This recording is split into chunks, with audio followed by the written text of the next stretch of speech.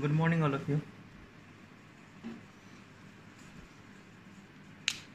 मेरा नाम विवेक वर्मा है ना। और आज हम डेटाबेस मैनेजमेंट की क्लासेस स्टार्ट करने जा रहे हैं, है ना। तो डेटाबेस मैनेजमेंट की क्लासेस स्टार्ट करने से पहले हमें कुछ बेसिक चीज़ें जाननी बहुत ज़रूरी है, जिसके बाद हम बहुत अच्छे से आगे बढ़ेंगे, है ना। डेटाबेस मैनेजमेंट सिस्टम की आज हमारी क्लासेस है ना। तो फिर before we going to start database we have to know about data. We have to know about what data, कि डेटा होता क्या है। तो data day to day life में हम क्या जानते हैं डेटा के बारे में। टेक्स्ट जानते हैं, टेक्स्ट। फिर जानेंगे इमेज जानते हैं, है ना। ऑडियो फाइल्स होते हैं, वीडियो फाइल्स होते हैं, ये तो होते ही है ना। टेक्स्ट होता है, इमेज होता है, ऑडियो होता है, वीडियो होता है, ठीक है। तो हम डेटा को क्या बोल सकते हैं? It is a fact which can be recorded और स्टोर्ड, है ना। Data is what? It is a fact which can be recorded और स्टोर्ड, है ना। Is known as data. Very simple, है ना। अब आते हैं डेटाबेस। डेटा के बाद में आते हैं डेटाबेस में। Database can be consider as storage area. अब पूछोगे सर अब हम तो सब कुछ देख डाले, स्टोरेज एरिया बोल रहे हो आप। हम तो सब कुछ देख डाले बोल रहे हैं, प्राइमरी स्टोरेज भी देखे, रैम रोम, सेकेंडरी स्टोरेज देखे, पर ये डेटाबेस के बारे में हम तो पहली बार पढ़ रहे हैं। ठीक है, पहली बार पढ़ रहे हो, पहली बार पढ़ रहे हो तो फिर मैं आगे बताऊंगा ना कि कहाँ पे होता है ये स्टोरेज।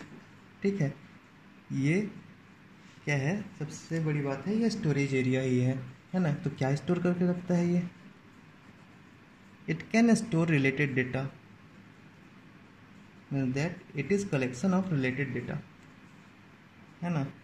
ठीक है, तो डेटाबेस के टाइप भी होते हैं। तो हर एक जैसे हमारे पास डेटा के टाइप है, टेक्स्ट है, इमेज है, ऑडियो है, MP3 है, वैसे डेटाबेस के भी टाइप है। क्या है? तो सबसे बड़ा टाइप है डेटा, पहला टाइप है डेटा वेयर हाउस, ये पहला टाइप हो गया। रियल टाइम डेटाबेस ये दूसरा टाइप हो गया, है ना। मल्टीमीडिया डेटाबेस ये तीसरा टाइप हो गया। GIS system, geographical information system, ये चौथा टाइप हो गया, है ना। तो डेटा वेयर हाउस में क्या सेव कर सकते हैं? हिस्टोरिकल डेटाबेस है ये, है ना। पुराने डेटाबेस बहुत ह्यूज होता है इसका स्टोरेज एरिया, है ना। ये साल, 2 साल, 3 साल जो, या फिर जब से फॉर्म खुला है तब से लेकर अब तक का पूरा डेटाबेस होता है और उसका डेटा को सेव करके रखता है। और रियल टाइम डेटाबेस में क्या है? Online reservation system is very good example of real time database. ठीक है, अब आते हैं मल्टीमीडिया डेटाबेस में। मल्टीमीडिया डेटाबेस में क्या होता है? टेक्स्ट होता है। टेक्स्ट तो वेरी सिंपल थिंग, इमेज हो गया और MP3 हो गया और वीडियो हो गया along with text.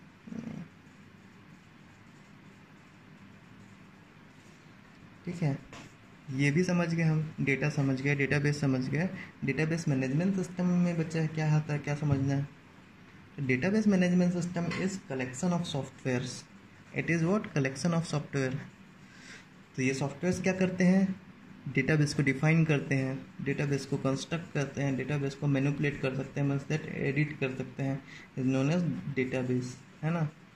Database management system is collection of software which can define, construct and manipulate database. ठीक है, हमको क्या है, डेटाबेस की डेफिनेशन मिल गई। डेटाबेस की डेफिनेशन क्या बोलेंगे हम? It is collection of software which can define, construct and manipulate what? Database. ये इसको कंस्ट्रक्ट कर सकता है, मैनिपुलेट कर सकता है और डिफाइन कर सकता है। Define, construct and manipulate database, very simple. ठीक है, ये हो गया। डेटा पढ़ लिए, डेटाबेस पढ़ लिए, डेटाबेस मैनेजमेंट सिस्टम पढ़ लिए। अब बात आती है स्टोरेज एरिया की। पूछोगे ना कि कहाँ पे है? ठीक है, बताता हूँ। अभी तक आप लोग प्रोग्रामिंग पढ़े होगे ना। प्रोग्रामिंग में क्या पढ़े होगे? जावा पढ़े होगे और VB पढ़े होगे, है ना। C पढ़े होगे, C++ पढ़े होगे, है ना। ऑब्जेक्टिव ओरिएंटेड पढ़े होगे, स्ट्रक्चर प्रोग्राम, बहुत सारे प्रोग्रामिंग लैंग्वेज है। उसके बारे में मैं बात नहीं करना चाहता, बट फिर भी थोड़ी से बात तो करनी पड़ेगी ना। हम प्रोग्रामिंग लैंग्वेज के थ्रू हम क्या क्रिएट करते हैं? सॉफ्टवेयर क्रिएट करते हैं, सॉफ्टवेयर क्रिएट करते हैं ना। एग्जाम्पल लेता हूँ मैं, फेसबुक का एग्जाम्पल लेता हूँ, है ना। facebook.com का एग्जाम्पल लेता हूँ। फेसबुक ने क्या किया, अपना एक यूज़र एंड क्रिएट किया। ये क्या यूज़र एंड है, यूज़र एंड क्रिएट किया मतलब एक पेज बनाया जो जिसको क्या है एंड यूज़र यूज़ कर सकता है। मतलब आप और हम क्या है, उसके एंड यूज़र हैं, हम ना तो प्रोग्रामर है ना तो एडमिनिस्ट्रेटर हैं, ठीक है।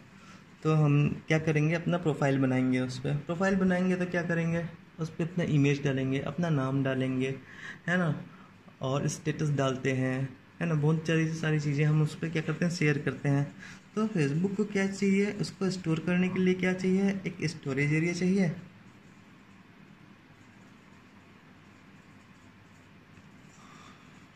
है ना।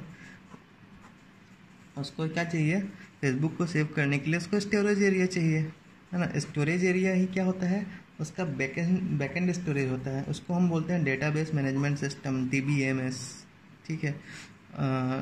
डेटाबेस मैनेजमेंट सिस्टम उसका तो सॉफ्टवेयर हो गया। DB database, database is what, database management system which DB is known as DBS, database system, ठीक है। तो ये बैक एंड होता है और ये फ्रंट एंड होता है। ये तो समझ में आ गया। फ्रंट एंड हम किससे डिज़ाइन करते हैं, प्रोग्रामिंग लैंग्वेज के थ्रू डिज़ाइन करते हैं। बैक एंड भी हम इसके भी डिज़ाइन करने के लिए अलग अलग टूल्स होते हैं। जैसे यूनिवर्सिटी में हम पढ़ेंगे, SQL पढ़ते होंगे, MS एक्सेस पढ़ते होंगे। ये क्या है, इसके टूल्स हैं बैक एंड डिज़ाइन करने का। फ्रंट एंड डिज़ाइन करने का बहुत बेसिक टूल्स है, जावा है, .NET है। हम इसके थ्रू क्या करते हैं, डिज़ाइन करते हैं, है ना। समझ में आया यहाँ तक। अब इससे हम आगे बढ़ते हैं, ठीक है। तो बताया ना स्टोरेज एरिया कहाँ पर का होता है। बैकएंड का जो स्टोरेज एरिया होता है उसको हम बोलते हैं डेटाबेस मैनेजमेंट सिस्टम। हाँ, अब मैं एक बात और बोला आप लोगों को, क्या बोला था, डेटाबेस और database management system collectively known as DBS system. अब डेटाबेस सिस्टम, डेटाबेस मतलब कलेक्शन ऑफ रिलेटेड डेटा, इसको हम, it can be used as,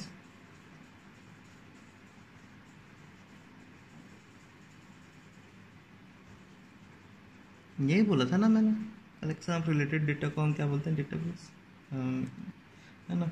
फिर क्या था, DBMS, इसको हमने क्या बोला था, collection of software,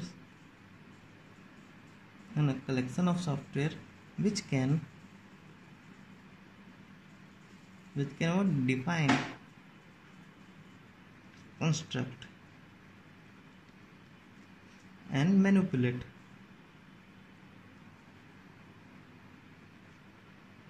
which can define, construct and manipulate database is known as DBS, ठीक है। ये हो गया DBS के बारे में, डेटाबेस सिस्टम के बारे में। तो ठीक है, DBS भी हम समझ गए। अब आते हैं, पहली बात ये होता है कि डेटा वेयर हाउस बोले और डेटाबेस बोले तो एक क्वेश्चन तो अराइज होगा ना, क्या हम डेटाबेस की जगह डेटा वेयर हाउस को यूज़ कर सकते हैं क्या। एग्जैक्टली क्या है ये, data warehouse is also database.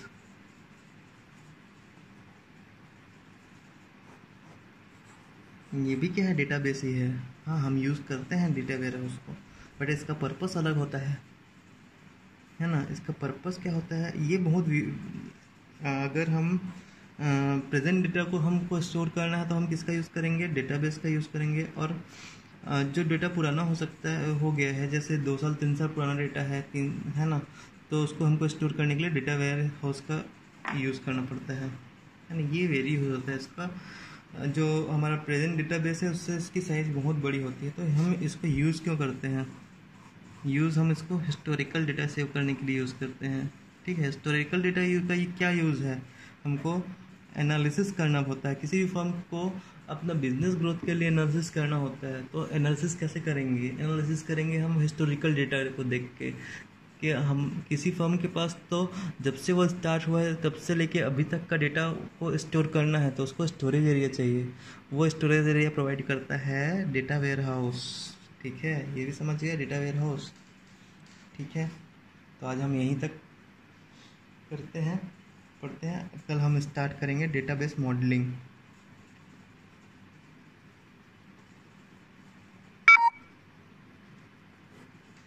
Thank you.